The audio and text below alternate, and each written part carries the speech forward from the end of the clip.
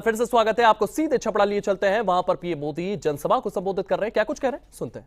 आस्था की भी है, आंदोलन की भी है और कला की भी है।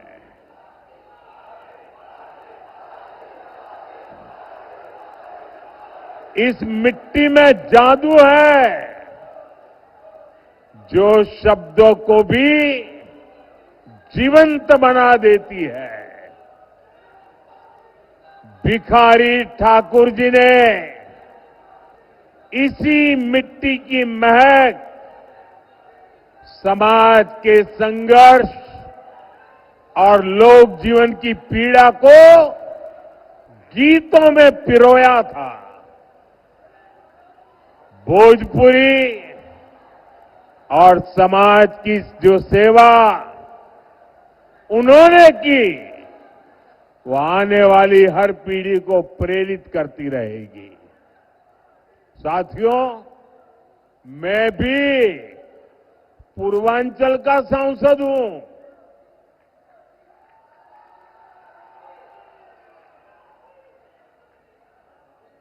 बनारसी बोलत बोलत अब हमरा के भोजपुर में कोनो दिक्कत ना होला। काफी कुछ अब समझ में आई गई बा।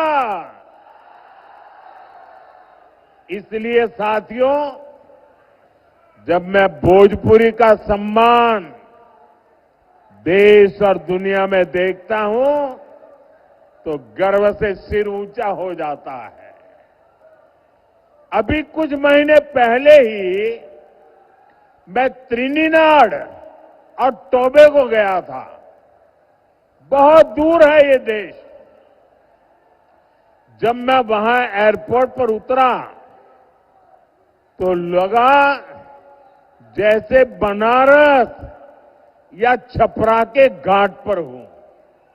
वहां के लोगों ने भोजपुरी चौताल से सबका स्वागत किया।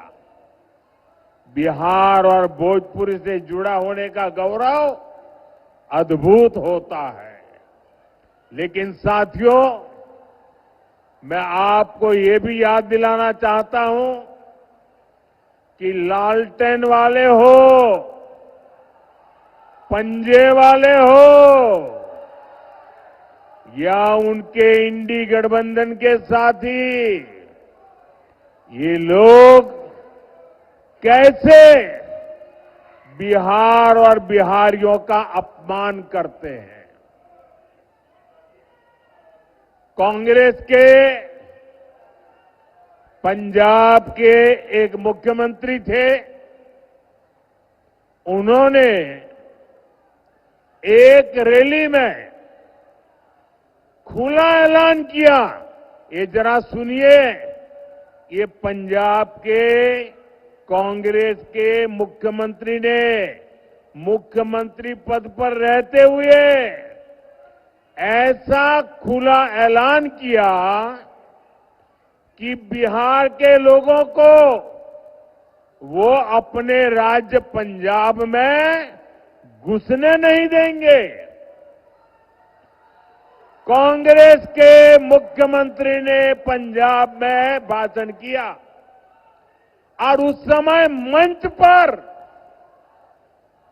उन्होंने तो भाषण किया, उस समय मंच पर गांधी परिवार की एक बेटी जो आजकल पार्लियामेंट में बैठती है, वो जब एक बोल रहे थे कि पंजाब के लोग बिहार के लोगों को पंजाब के मुख्यमंत्री पंजाब में घुसने नहीं देंगे, और ये कांग्रेस के इतने बड़े परिवार की बेटी खुश होकर के तालियां बजा रही थी। उधर तेलंगाना और कर्नाटक में कांग्रेस के नेता बिहारियों को गालियां देते रहते हैं। तमिलनाडु में डीएमके के लोग बिहार के मेहनतकश लोगों को प्रताड़ित करते हैं और बिहार में आरजेडी क्या करती है? इतना सारा हो रहा है, आरजेडी को सांप सूंघ जाता है। और इस बार तो इस चुनाव में इन लोगों ने सारी हदें पार कर दी है। जिन लोगों ने अपने राज्यों में बिहारियों को गालियां दी, उन लोगों को कांग्रेस ने बिहार में चुनाव प्रचार में बुला लिया। साथियों, ये सब अचानक ऐसे ही नहीं हुआ है। ये बिहार के चुनाव में कांग्रेस की सोची समझी साजिश के तहत हुआ है। कांग्रेस चाहती है कि आरजेडी का ज्यादा से ज्यादा नुकसान हो और इसलिए कांग्रेस बिहार विरोधियों को बिहार चुनाव प्रचार में ला रही है। एक उदाहरण है कि आरजेडी कांग्रेस की लड़ाई कितनी बड़ी होती जा रही है। साथियों, हमारी संस्कृति, हमारी आस्था, हमारी धरोहर, यही बिहार की आत्मा है। भाई, इन बच्चों से जो फोटो लाए ले लीजिए। ये कब से हाथ ऊपर करके थक जाएंगे, जरा ले लीजिए। एनडीए सरकार विकास भी, विरासत भी, इस मंत्र पर काम कर रही है। जरा एसपीजी के लोग ये कलेक्ट कर ले भाई। हम धरोहर को रोजगार से जोड़ रहे हैं। आप काशी विश्वनाथ धाम या अयोध्या धाम जाइए, वहां हुए विकास के बाद श्रद्धालुओं की संख्या लगातार बढ़ रही है। इससे रिक्शा वाले, टैक्सी वाले, नाव वाले, होटल वाले, खिलौने बेचने वाले, साड़ी बेचने वाले, कपड़े बेचने वाले, सबकी कमाई बढ़ी है। अब यही काम हमारी सरकार यहां छपरा और आसपास के इलाकों में दोहरा रही है। भाजपा एनडीए सरकार यहां हरिहरनाथ कॉरिडोर बना रही है, गंगा घाटों का सुंदरीकरण कर रही है। आने वाले सालों में यहां श्रद्धालुओं के लिए अद्भुत सुविधाएं होगी और साथ ही पर्यटन आधारित रोजगार के नए अवसर भी बनेंगे। साथियों, हमारी सरकार बिहार की धरोहर को कैसे रोजगार से जोड़ रही है, इसका एक उदाहरण गंगा विलास क्रूज है।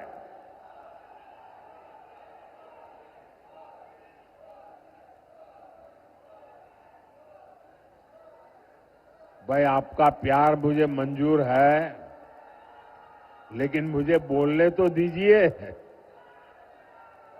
आपका उत्साह मेरे सर आंखों पर।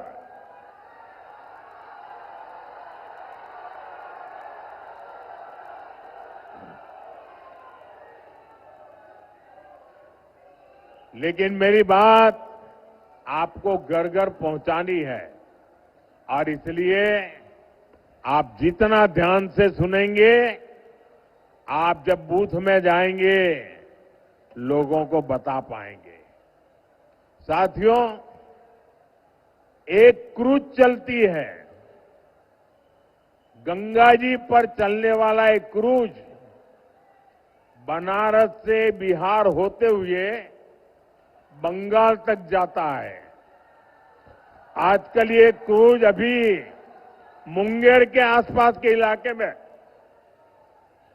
गंगा की लहरों के साथ चलने वाला ये जहाज बक्सर से विक्रमशिला तक बिहार का गौरव दुनिया को दिखा रहा है। नदी के तट पर हमारी संस्कृति कैसे पली बढ़ी, उसके दर्शन होते हैं। साथियों, हमारी डबल इंजन सरकार बिहार के तीर्थों और धरोहरों की भव्यता को आधुनिक सुविधाओं से जोड़ रही है। लेकिन आप ये भी याद रखिए, आस्था विरोधी, विकास विरोधी, वोट बैंक की राजनीति और तुष्टीकरण में डूबे आरजेडी कांग्रेस के लोग घुसपैठियों को बचाने के सिवाय कोई काम नहीं कर सकते। घुसपैठिए उनके माए बाप बन गए हैं। उन्होंने अपनी पूरी राजनीतिक ताकत घुसपैठियों को बचाने में लगाई हुई है। भाइयों बहनों, अयोध्या में इतना भव्य राम मंदिर बना, 500 साल के बाद 500 साल का इंतजार, अविरत संघर्ष, और तब जाकर के राम मंदिर बना। और आप तो गर्व से कह सकते हैं कि छपरा की एक बेटी स्वाति के भजन से दुनिया गूंज उठी थी। मेरी झोपड़ी के भाग आज खुल जाएंगे, राम आएंगे। कितने सुंदर बोल है, मेरी झोपड़ी के भाग आज खुल जाएंगे, राम आएंगे।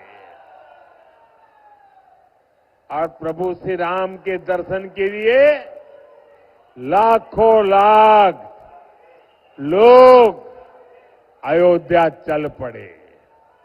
लेकिन साथियों, आरजेडी कांग्रेस के नेताओं को राम मंदिर के निर्माण से भी परेशानी है। आपने कभी सुना, अरे बेटे रखो, मैं आप लाई हूं, अच्छी बात है, कोई ले लेगा, देख लिया बेटा, आप बैठो, आप जरा वो किताब ले लीजिए। भी वो बच्ची किताब लेके आई है, वो किताब ले लीजिए, पहुंचा दीजिए।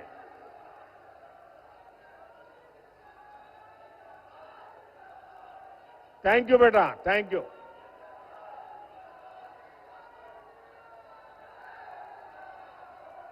आपने कभी ये आरजेडी वालों को, कांग्रेस वालों को राम मंदिर जाते देखा क्या अयोध्या में?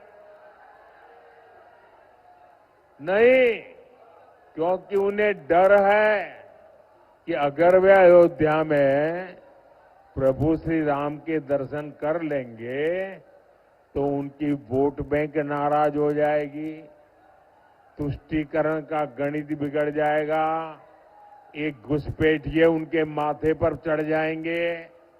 साथियों, पिछले साल जनवरी में प्राण प्रतिष्ठा के बाद से राम मंदिर के दर्शन के लिए 6 करोड़ 65 लाख से ज्यादा लोग अयोध्या जा चुके हैं।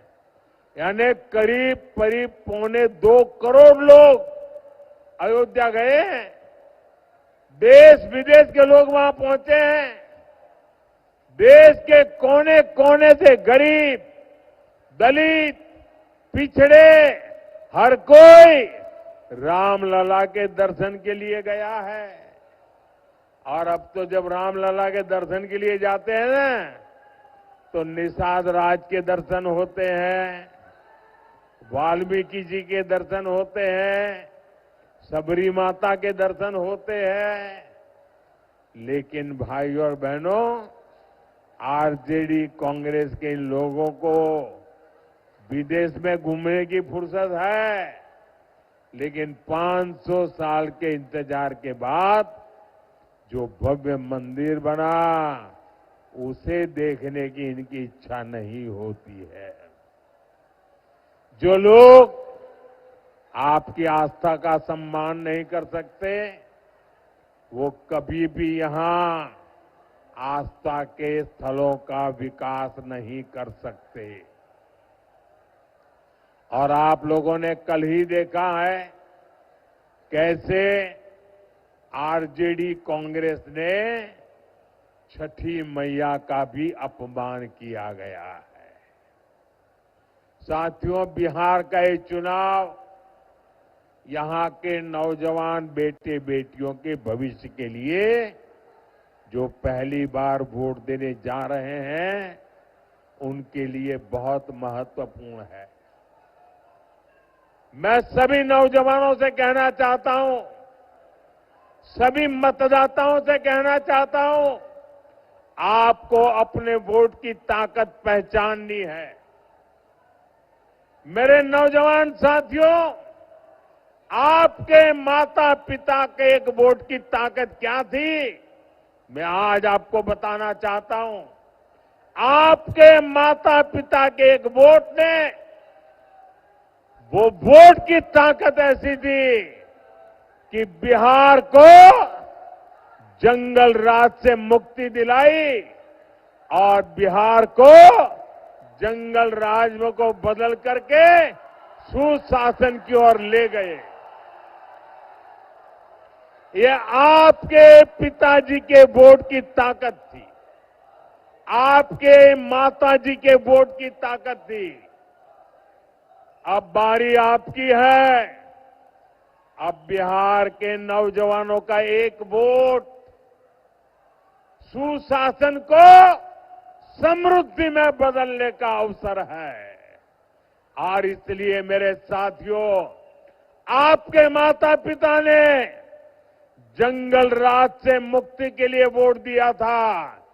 नौजवानों ने अब सुशासन से आके निकल करके समृद्धि के लिए वोट करना है, विकसित बिहार के लिए वोट करना है।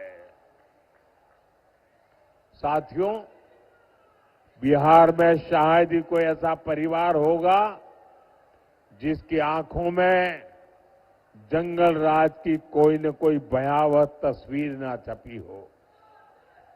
जंगल राज के सबसे बड़े शिकार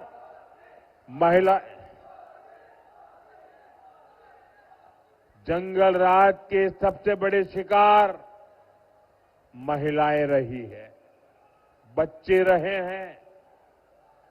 आजकल के युवा जब दलित आईएएस अफसर की पत्नी के साथ जो हुआ था, वो जानेंगे तो शहर उठेंगे।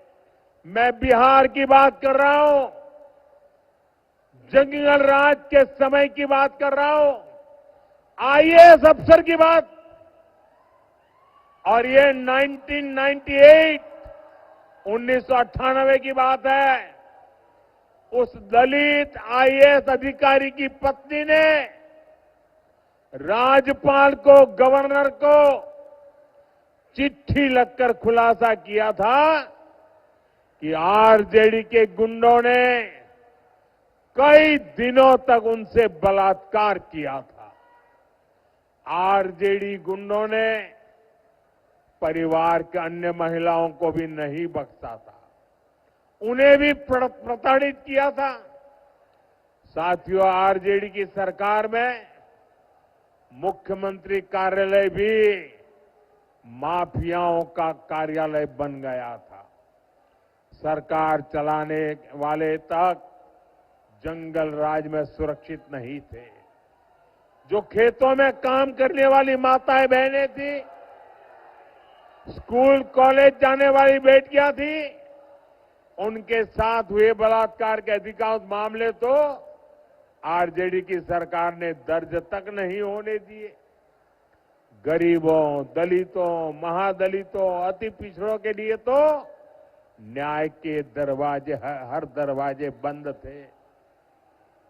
आजकल बिहार में आरजेडी के समर्थक जिस तरह अपने गानों में धमकियां दे रहे हैं, उनमें भी आपको जंगल राज की झलक मिलेगी। साथियों, ये आरजेडी, कांग्रेस, लेफ्ट वाले आजकल उद्योग और फैक्ट्री को लेकर झूठ पर झूठ बोल रहे हैं, लेकिन इनकी सच्चाई भी आज के युवाओं को जानना जरूरी है। साथियों, एक समय था जब मढ़ौरा बिहार का फलता फूलता औद्योगिक केंद्र था। एक गुलामी के कालखंड से ही औद्योगिक सेंटर था और यहां बनता लेमन जूस, ये नई पीढ़ी को पता नहीं होगा। लेमन जूस पुराने सबको याद होगा, मुझे याद है। मैं जब बच्चा था, हमारे गांव की स्कूल में खेलने जाते थे ना, तो हमारे टीचर ये लेमन जूस की एक गोली देते थे। वो लेने के लिए हम इंतजार करते थे, हमें गोली मिलेगी। वो यहां बनती थी। ये बिहार ही नहीं, देश भर के बच्चों की पसंदीदा टॉफी होती थी। मढ़ौरा की लेमन जूस, यहां की चॉकलेट देश भर में सप्लाई होती थी। लेकिन फिर जंगल राज आ गया। रंगदारी, फिरौती, प्रोटेक्शन मनी, आरजेडी के ऐसे भली भांति के गुंडा टैक्स लगते गए। लाल झंडा गैंग ने काम बंद करवा दिया और अंग्रेजों के जमाने में बनी लेमन जूस बनाने वाली मॉर्टन फैक्ट्री बंद हो गई। ये सिर्फ एक फैक्ट्री का उदाहरण नहीं है, ऐसी कई मिलें और फैक्ट्रियां जंगल राज ने बंद कर दी और देखते ही देखते यहां काम कर रहे हजारों लोग बेरोजगार हो गए। उनको पलायन होने के लिए मजबूर होना पड़ा। आपको भूलना नहीं है, आज भी जब उद्योगों से जुड़े लोग, निवेश करने वाले लोग आरजेडी और लाल झंडा जैसे जब सुनते हैं ना, तो आने से 50 बार सोचते हैं, दूसरे राज्य में चले जाते हैं। साथियों, एनडीए सरकार मढ़ौरा के उस गौरव को फिर से लौटाने में जुटी है। मढ़ौरा की रेल फैक्ट्री इसका उदाहरण है। एनडीए की डबल इंजन सरकार के कारण आज मढ़ौरा में बने इंजन विदेशों में निर्यात हो रहे हैं। अफ्रीका के देशों की ट्रेनें हमारे मढ़ौरा में बना इंजन चला रहा है। बिहार में बना इंजन आज दुनिया में काम आ रहा है। मैं आपको विश्वास दिलाता हूं, हमारा मढ़ौरा, हमारा सारण, हमारा बिहार फिर से मेड इन इंडिया की शान बनने वाला है।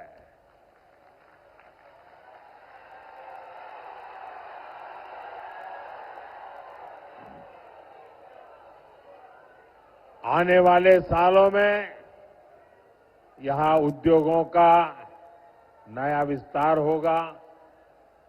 बिहार के युवा को बिहार में ही काम मिलेगा।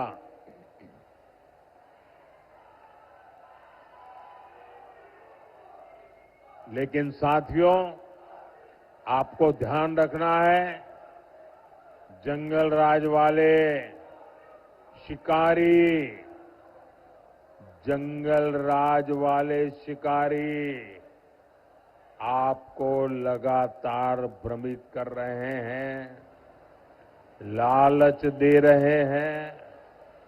आरजेडी घोषणा, कांग्रेस ने अपना घोषणा पत्र,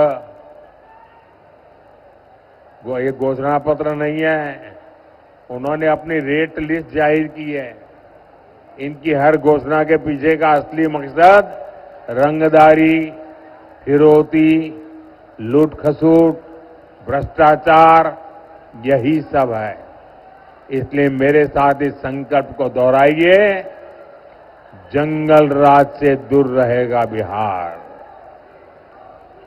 मेरे साथ दोहराएंगे, मेरे साथ दोहराएंगे, सबके सब दोहराएंगे। मैं कहूंगा, जंगल राज से दूर रहेगा बिहार। आप कहेंगे फिर से एनडीए सरकार, आप कहेंगे फिर से एनडीए सरकार। जंगल राज से दूर रहेगा बिहार, जंगल राज से दूर रहेगा बिहार, जंगल राज से दूर रहेगा बिहार। साथियों, मैं देख रहा हूं यहां इतनी बड़ी संख्या में हमारी माताएं बहनें आई हैं। बिहार के विकास में यहां की बहनों बेटियों की बहुत बड़ी भूमिका है। हमारी बेटियां आत्मनिर्भर बने, वे अपना परिवार का भविष्य समृद्ध करें, इसके लिए हम लगातार काम कर रहे हैं। ड्रोन दीदी, जीविका दीदी, बैंक सखी, लखपति दीदी, अनगिनत अभियान, ऐसे कितने ही प्रयासों ने बिहार में बहनों बेटियों को नई ताकत दी है। बिहार की बहनें मुख्यमंत्री महिला रोजगार योजना से भी बहुत खुश है। 1,30,00,000 बहनों के खाते में 10-10 हजार रुपया पहुंच चुके हैं। इस पैसे से वे अपना काम शुरू कर रही है। और मैं आपको एक और बात कहूंगा, जब यहां फिर एनडीए सरकार बनेगी तो मुख्यमंत्री महिला रोजगार योजना के तहत और भी अधिक मदद दी जाएगी। साथियों, बिहार के नौजवानों को रोजगार के लिए भी हमारी सरकार लगातार काम कर रही है। बिहार में भी करीब 2 करोड़ मुद्रा खाते हैं। और आप जानते हैं, ये मुद्रा योजना के तहत बिहार के नौजवानों को कितना पैसा मिला है? ये राशि है, अकेले बिहार की बात मैं बताता हूं, 2,80,000 करोड़। 2,80,000 मतलब करीब करीब 3 लाख करोड़ रुपया। ये पैसे बिहार के नौजवानों को मुद्रा लोन से मिले हैं। दलित, महादलित, पिछड़े, अति पिछड़े परिवारों को इससे बहुत फायदा हुआ है। साथियों, जिसको किसी ने नहीं पूछा, मोदी उनको पूजता है।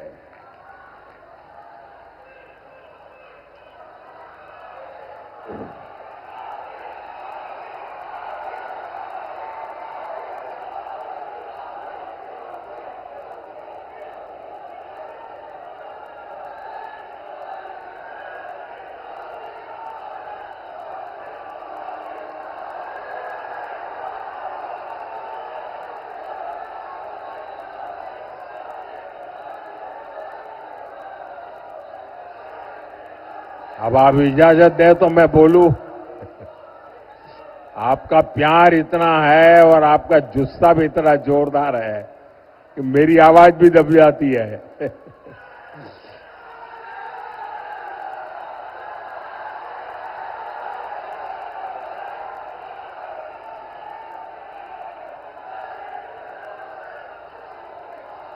साथियों, हमारे विश्वकर्मा साथी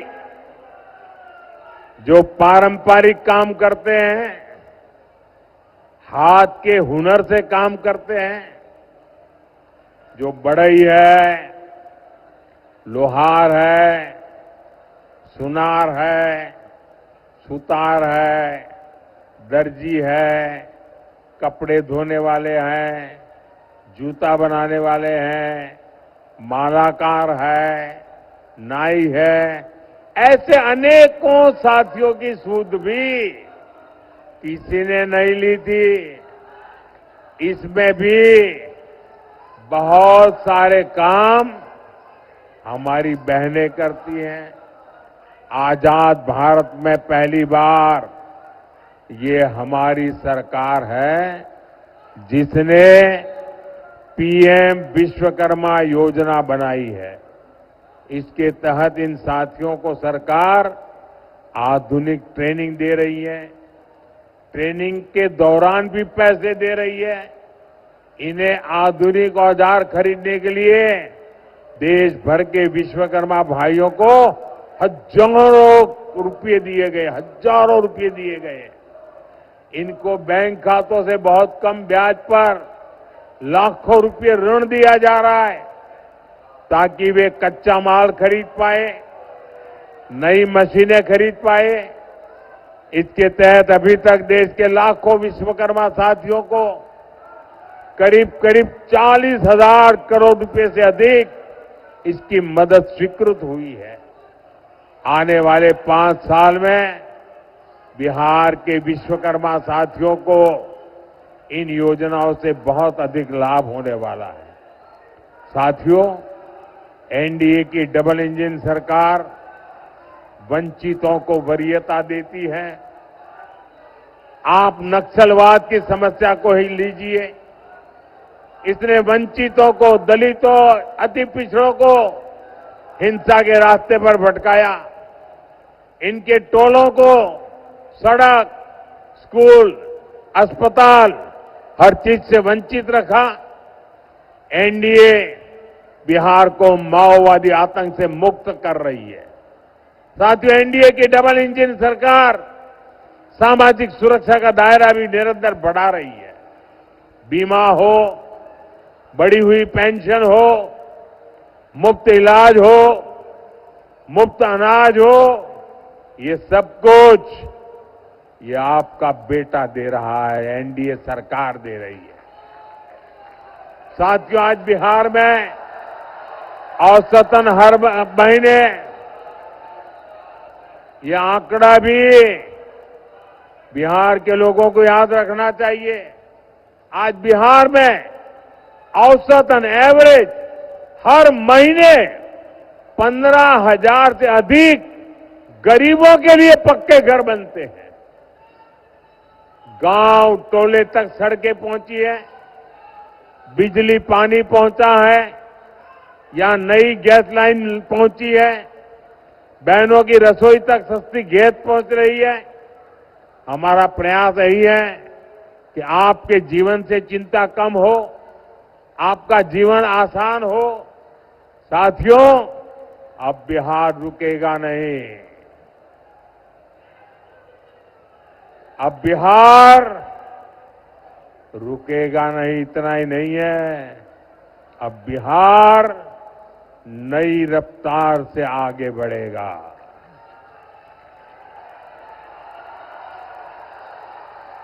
अब मतदान के दिन 6 नवंबर के लिए ज्यादा समय नहीं है। आपको याद है आपके यहां मतदान किस तारीख को है?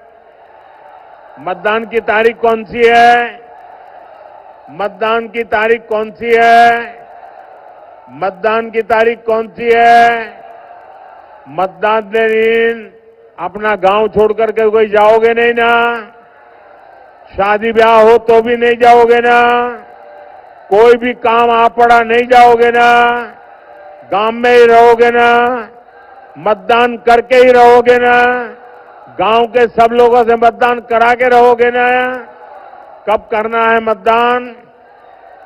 कब करना है मतदान? कब करना है मतदान? देखिए, अभी छठ पूजा की वजह से बाहर से जो साथी गांव आए हैं, उनसे भी जरा मेरा संदेश पहुंचाना। मेरा संदेश पहुंचाओगे? जो लोग बाहर से छठ पूजा मनाने के लिए अपने गांव आए हैं ना, मेरा एक संदेश उनको पहुंचाओगे? पहुंचाओगे? उनको कहना कि मोदी जी ने आपको खास कहा है कि अब छठ पूजा के लिए आए हो, परिवार के साथ सबको मिल रहे हो, तो 6 नवंबर को अगर आपका यहां वोट है तो वोट देकर के ही जाना। कह दोगे? लेकिन उनको ये भी कहना, जाने की जल्दी मत करना। 6 नवंबर को वोट देकर के भागना मत। उसके बाद जब एनडीए सरकार का शपथ समारोह होगा ना, उसमें भी आना है। क्योंकि ये इस बार का जो मुख्यमंत्री का शपथ समारोह होने वाला है ना, एनडीए के मुख्यमंत्री का शपथ समारोह बहुत खास है। क्योंकि ये शपथ समारोह सिर्फ मंत्री और मुख्यमंत्री मंत्रियों को बिठाने का शपथ समारोह नहीं है। ये शपथ समारोह तो विकसित बिहार बनाने का शिलान्यास है।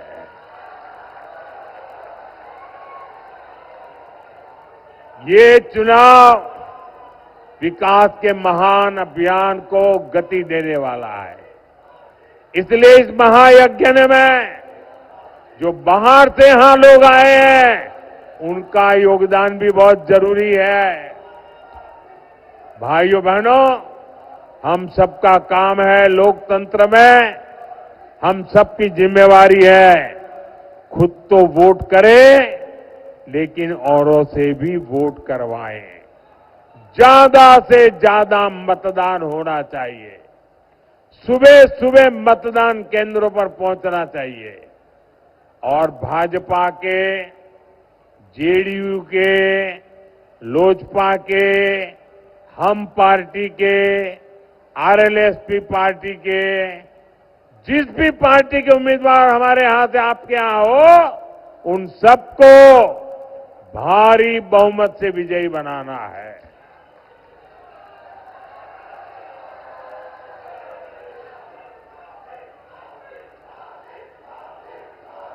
मैं मेरे उम्मीदवार जो चुनाव लड़ रहे हैं, उनसे आग्रह करूंगा जरा आगे आ जाए। जो उम्मीदवार चुनाव लड़ रहे हैं वो आगे आ जाए।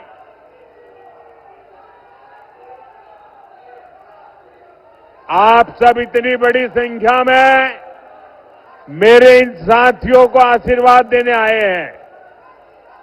आप मेरे इन साथियों की जितनी ताकत बढ़ाओगे, इतनी मोदी नीतीश की ताकत बढ़ेगी। और इसलिए मोदी नीतीश की ताकत को बढ़ाने के लिए मेरे इन सभी साथियों को आपको वोट देकर के ताकत देनी है, आपके आशीर्वाद देने हैं। मेरे साथ बोलिए, भारत माता की, भारत माता की, भारत माता की। मैं अभी इन लोगों के बीच में जाऊंगा। हमारे रूडी जी भी रहेंगे, हमारे चिराग जी भी रहेंगे, और हम एक फोटो इन सारे उम्मीदवारों के साथ कराएंगे। लेकिन आपसे मेरी अपेक्षा है, आपके आशीर्वाद मजबूती के साथ मिले, एक एक वोट इन लोगों को मिले। बोलिए भारत माता की।